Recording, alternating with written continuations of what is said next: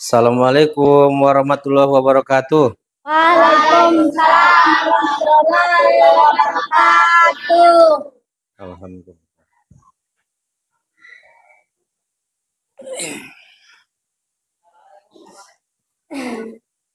Kelas 7-3. Ya. Sekarang kita kembali lagi dalam pelajaran pendidikan agama Islam. Baik, pertama-tama mari sama-sama kita memulai pelajaran kita dengan membacakan doa belajar. Baik, siapa yang bisa membacakannya? Saya, Pak. Hafiz, ya silakan. Bismillahirrahmanirrahim. Raditu billahi rabbal wa bil islam madina wa bil muhammadin nabiyya wa rasula. Rabbi zidni ilman warzuqni fahman wa amalan sholihan. Amin. Alhamdulillah.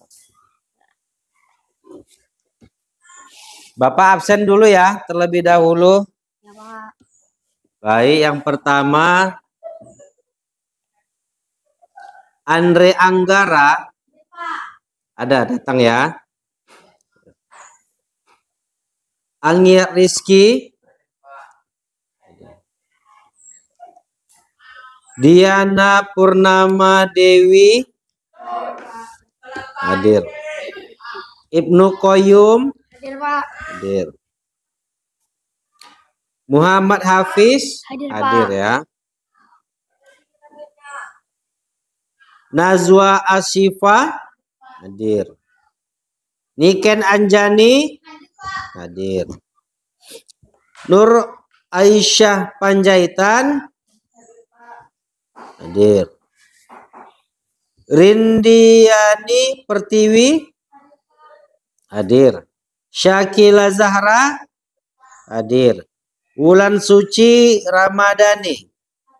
Hadir. Hadir semua ya? Alhamdulillah hadir semua ya. Baik. Sebelum kita mulai lagi pelajaran kita, alangkah baiknya untuk meningkatkan rasa patriotisme dalam diri kita nyanyikan dulu lagu kebangsaan untuk Indonesia Raya, yaitu lagu Satu Nusa Satu Bangsa. Ya, sama-sama kita mulai. Satu nusa, Satu bangsa, satu bangsa kita. Pasti jaya untuk selama-lamanya. Indonesia pusaka, Indonesia tercinta, nusa bangsa dan bahasa kita bela bersama. Tolong bagikan dulu buku pendidikan agama Islam Hafiz dan Ibnu Qayyum. Tolong dulu dibagikan.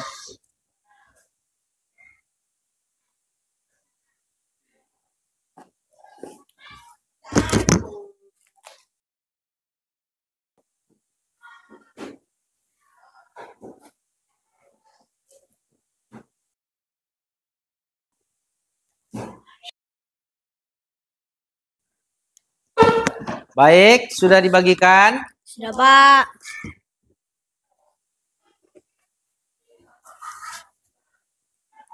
Buka halaman 195. Bab 9.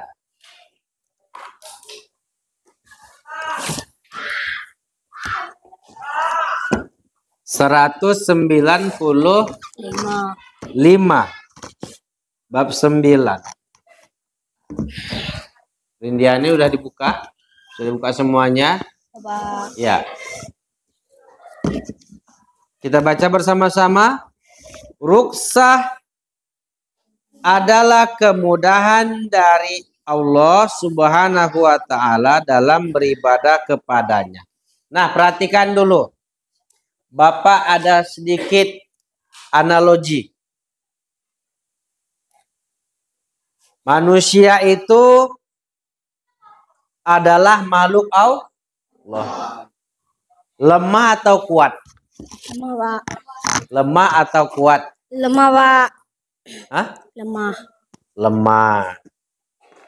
Kita ini makhluk Allah yang lemah. Ada kalanya kita sakit, ada kalanya kita mengantuk, ada kalanya kita sedih, ya, kita tidak bahagia terus, kita tidak senang terus, kita tidak kuat terus. Pasti ada kita berada dalam fase-fase kesulitan. Jadi Allah Subhanahu wa taala pun memberikan kita sebuah keringanan. Contoh, kita diwajibkan untuk beribadah. Ibadah itu yang apa saja?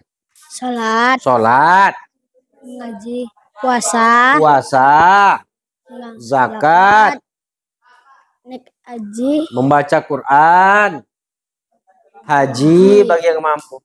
Nah, kalau Allah mewajibkan, kalau memang itu tidak boleh ditinggalkan, maka semua kita pasti tentu ada yang berdosa karena kita nggak tiap hari mengerjakannya, tidak setiap saat. Pasti ada kalanya kita sakit.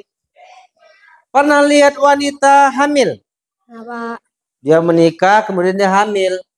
Nah, ketika itu dia mengandung, ya. Setelah mengandung nanti dia melahirkan dan menyusui. Dalam fase itu pernah nggak kalian lihat wanita itu puasa apa enggak? Enggak, Pak. Hah? Tidak, Pak. Enggak. Enggak. Kenapa? Karena ada sebuah yang diberikan Allah kepada kita, yaitu kemudahan. Nah, ini tadi kita belajar tentang rukhsah. Ada yang mau bertanya sampai di sini? Saya, Pak. Siapa tadi? Saya, Pak. Hafiz, iya. Pak. Apa yang dimaksud dengan rukhsah, Pak? Rukhsah ya. Nah, tadi sudah Bapak jelaskan dan akan Bapak terangkan lagi. Rukhsah itu keringanan. Tahu keringanan? Tahu, Pak. Kita saja kalau pergi ke tempat kerjaan, ke sekolah, pasti nanti gurunya kalau yang di sekolah atau bosnya di kantor, ketika kita tidak bisa masuk dengan alasan yang jelas, pasti besoknya kita tidak dimarahi kalau kita tak datang hari ini. Tapi kalau kita tidak datang karena kita malas atau kita cabut, pastinya kita kena marah atau kena sanksi. Tapi karena kita jelas, Pak, kami sakit, Pak, saya sakit, Bu, saya nggak bisa hadir karena izin keluarga ada yang kemalangan, maka saya mohon izin tidak dapat hadir. Nah, pasti bosnya kalau yang di kantor ya, kalau di sekolah gurunya pasti memaklumi. Betul? Apalagi Allah Subhanahu wa ta'ala. Nah, jadi Allah itu ngasih sama kita kewajiban, tapi Allah ngasih sama kita keringanan juga. Yuk kita lihat dulu lebih jauh ya tentang perintah-perintah Allah. Coba dulu buka halaman 200. Halaman 200.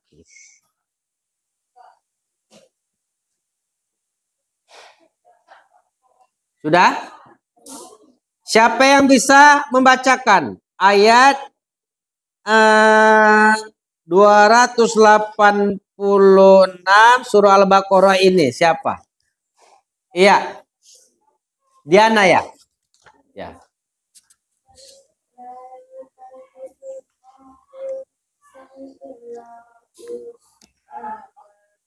Surat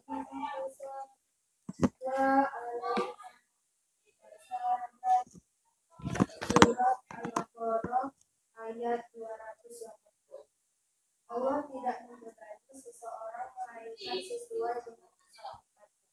Dia mendapat pahala dari kebaikan yang dikerjakannya dan dia mendapat sisa dari kejahatan yang diperbuat. Al-Baqarah ayat 200. Nah sekalian, kita ini manusia adalah ciptaan Allah. Maka Allah berhak menyuruh kita ibadah. Kata Allah ya dalam sebuah ayat, firman Allah, wa ma khalaqtul jinna wal insa illa liya'budun. Tidak kuciptakan jin dan manusia kecuali hanya untuk menyembah kepadaku, kata Allah. Allah suruh kita menyembah kepadanya. Tapi lihat, dalam ayat yang lain, dalam surah yang lain dikatakan, la yukallifullahu nafsan illa wus'aha. Laha makasabat wa 'alaiha maktasabat. Allah tidak membebani seseorang melainkan sesuai dengan kesanggupannya. Tengok bukunya. Allah tidak membebani seseorang melainkan sesuai dengan kesanggupannya. Ia sanggup, kerjakan. Tak sanggup, boleh dia mendapat pahala dari kebajikan yang dikerjakannya. Dan dia mendapatkan siksa dari kejahatan yang diperbuatnya. Quran surah Al-Baqarah ayat 286. Contoh tadi Bapak bilang. Ya kan? Apa tadi Bapak bilang ibadah yang ditinggalkan tadi? Contoh orang yang sholat. Orang yang sholat.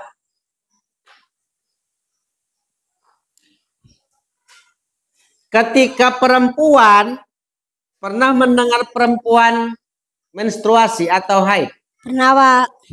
Nah, ketika itu apakah dia melaksanakan ibadah, sholat terutama? Tidak, Pak. Hah? Bagi yang perempuan Bapak tanya, apakah ketika sedang haid atau mens melaksanakan juga sholat? Kenapa? Karena pada saat itu seorang perempuan mengeluarkan darah kok dan merupakan sebuah najis.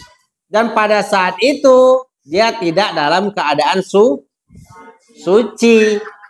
Maka pada saat itu dia tidak diperkenankan untuk melaksanakan sholat.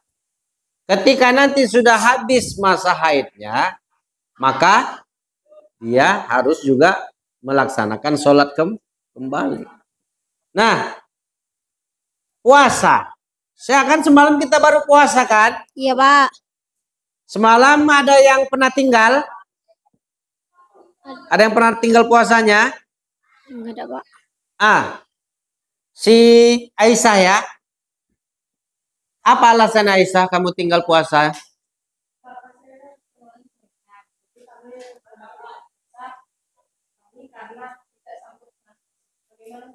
Macam mana?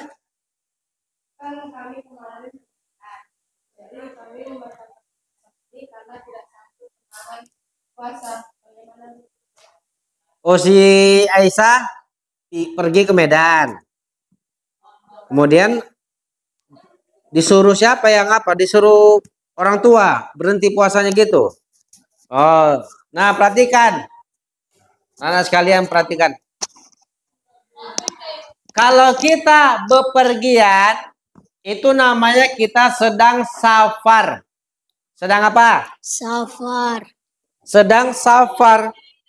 Sedang bepergian. Ketika jarak tempuh 80 meter Ya, 80 kilometer lebih. 80 kilometer Lebih.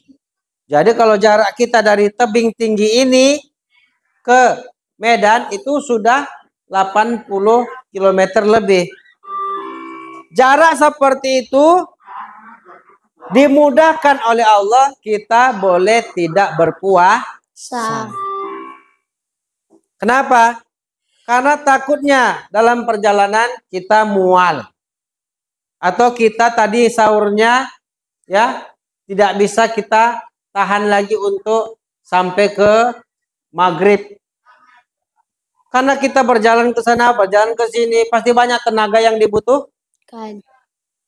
Kalau memang perjalanannya itu perjalanan yang baik, berkunjung tempat yang baik, belajar, ya asalkan jangan dalam perjalanan maksiat ya. Jadi tadi si Aisyah kan sama keluarganya sampai sana membatalkan puasanya. Nah, jadi hukumnya itu boleh. Jadi tetapi setelah itu Aisyah ini harus ganti. Misalnya tinggalnya berapa kali? 1 hari.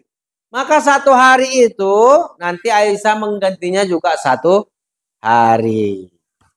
Kalau 2 hari Pak, lihat dulu. Ya.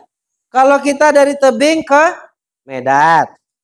Sampai Medan kan kita menetap atau tidak? Kalau kita menetap, ya berarti kan kita udah di sana, udah sahur di sana. Kalau sampai 2-3 hari, berarti 1 hari aja lah kita dalam perjalanan tadi. Tapi kalau kita memang rencana balik lagi, habis itu pergi lagi, nah, sesuai berapa hari yang ditinggalkan, itulah puasa yang harus diganti. Diqodo namanya. Ya. Dan Allah Subhanahu wa taala juga memberikan keringanan kita terhadap sholat. Nah, siapa yang pernah pergilah sama keluarga jalan-jalan, kira-kira kayak si Aisyah tadi ke Medan gitu, atau ke Siantar dan lain sebagainya, yang berjarak kira-kira 80 km. Pastinya sudah pernah lah ya sama keluarga kita. Sudah kan? Sudah Pak. Nah, kalau yang seperti itu, contoh, ada 2 keringanan. Bisa diqodo, ya, itu namanya yang pertama bisa dijamak, yang kedua dikosor. Tahu? Ada ada jamak, ada kosor. Yang macam mana itu Pak? Jamak. Jamak itu gabungkan. Contoh, si Wulan mau naik kereta api.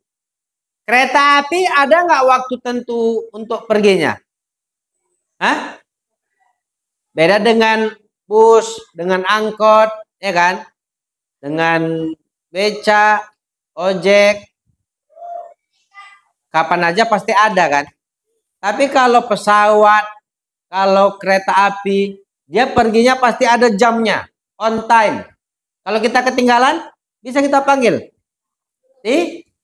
Maka ketika itu kita ingin pergi, rupanya dia berangkat setelah, dia berangkat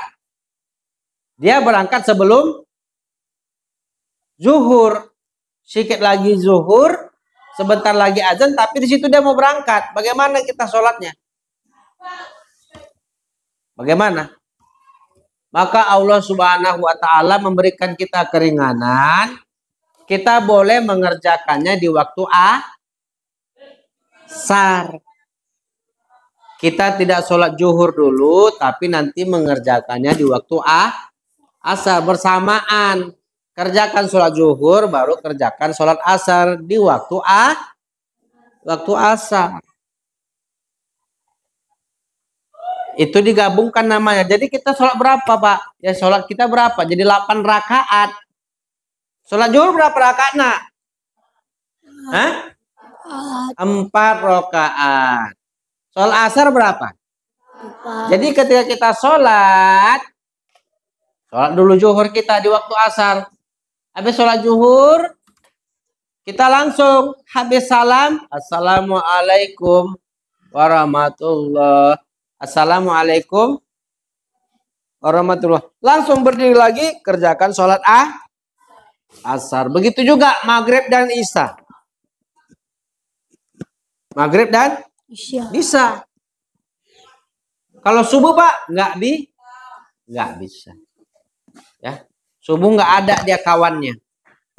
Yang bisa itu zuhur dengan asar, maghrib dengan nah, itu ada kawan yang bisa digabungkan.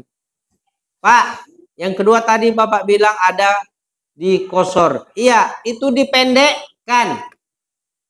Kita memang buru-buru, tapi kita mohon kepada Allah, ya, kita berniat agar sholat kita, ya, kita pendekkan. Yang tadinya berapa? Zuhur berapa rakaat? 4. Hah? 4. Dipendekkan menjadi 2 rakaat. Jadi kita kerjakan sholat zuhur menjadi 2.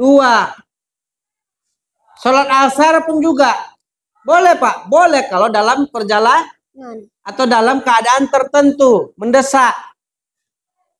Ya, Allah pun memberikan kita keringanan. Sholat maghrib, Pak, bisa jadi 2. Jadi sholat maghrib jadi 2. Semua bisa jadi 2. Kecuali subuh. Subuh tak bisa. Mau kau pendekkan, mau kita pendekkan jadi berapa lagi? Maka subuh tidak di. Zuhur bisa, asar bisa, maghrib bisa, isya bisa. Ya. Allah baik enggak? Baik, Pak. Allah maha pemurah enggak? Pak. Jadi karena Allah maha perkasa, maha kuat, sedangkan kita maha lemah, kita ini bergantung kepada Allah, pastinya kita punya sesuatu waktu kita dalam keadaan kesulitan, kesedihan, pastinya kita adalah makhluk yang lemah. Ya, sampai di sini Bapak tadi sudah menjelaskan, ya. Mari kita baca dulu, ya. Halaman 201. Baca dulu ya. Si Hafiz. Rukso terbagi 2 macam, yaitu sampai di situ dulu coba.